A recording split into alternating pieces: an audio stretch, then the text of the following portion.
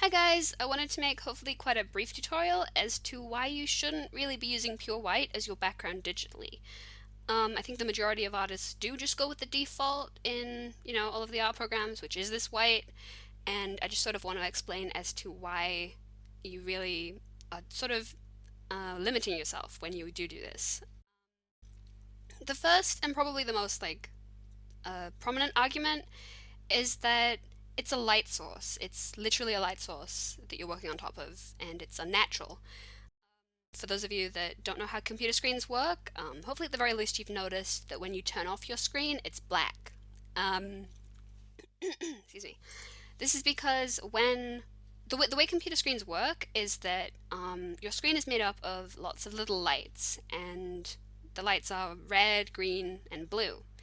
And together they can make up the full range of colors that you get in the color wheel.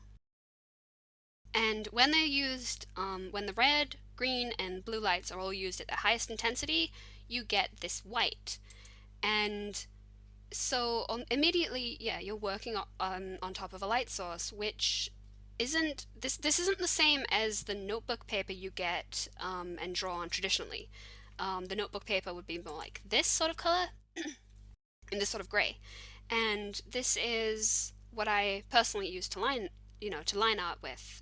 It's got, fair amount of contrast if I'm using, black. And it's much better it's much better for your eyes. If you're working for hours and hours with this, it can be pretty, strong against the eyes.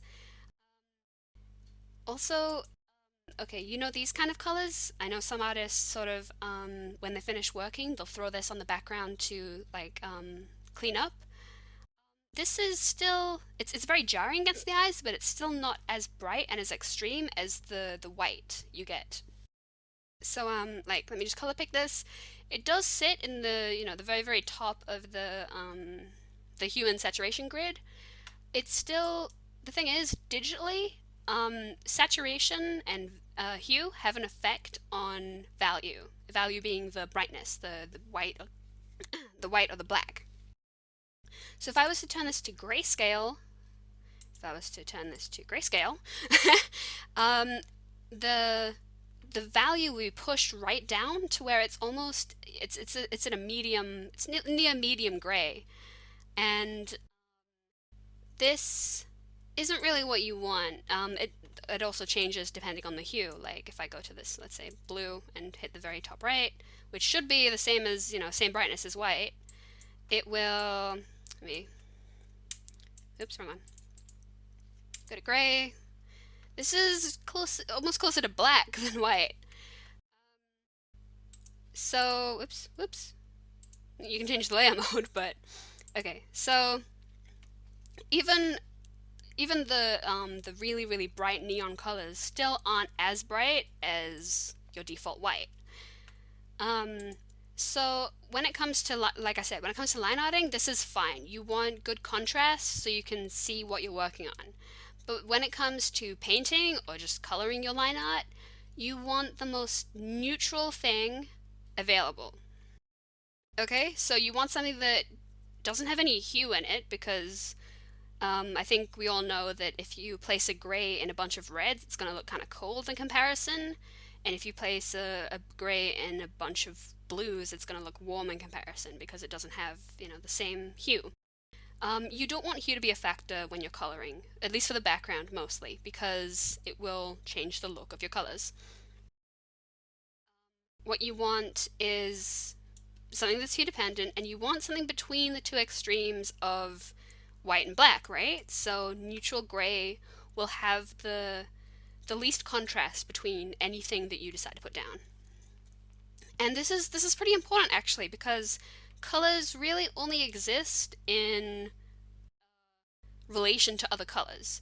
Like, I think we're all pretty familiar with these two examples. The first one being really just, value dependent, but A and B, same shade. These are the same hue. Same value, sorry, not hue. This colored example here, this orange is in fact the same as the brown. And this is an example of it being the same value and hue.